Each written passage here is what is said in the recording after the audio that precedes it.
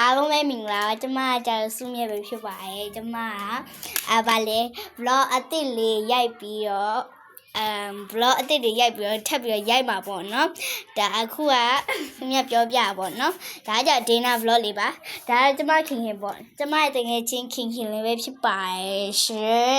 ဒါလည်းခိုင်လေးကြောက်လို့ရှင်ကျမနဲ့ဝင်ပါပြီးတော့ဆက်စုဝင်ပါပြီးတော့ vlog လေးကိုရိုက်ပေးမှာပေါ့နော်ရှိသေးပါတယ်နောက်တစ်ယောက်သူကကြတော့လေးလုံးမတော်နေနေပဲဖြစ်ပါတယ်သူကကြတော့အခုတော့မရှိသေးဘူးပေါ့နော်ရှိလို့ရှင်ကျမ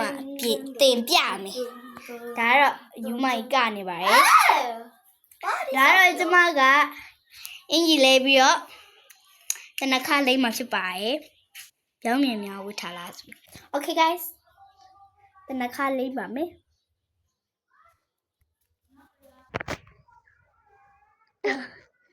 မာကျမရတနခါလိမ့်ပါ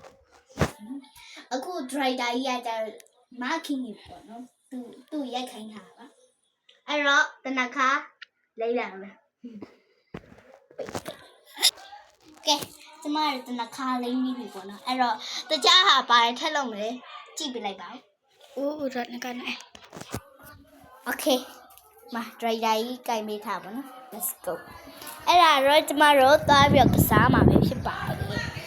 ခုမှပေါ့နော်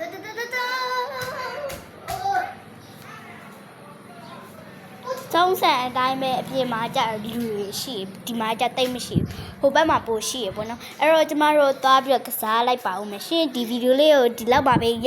က်လိုက်ပါတော့မယ်ရှင်အားလုံးပဲညကျမပြန်ရိုက်ပေးပါမယ်ရှင်အားလုံးပဲတတာဟိုကနောက်ပြန်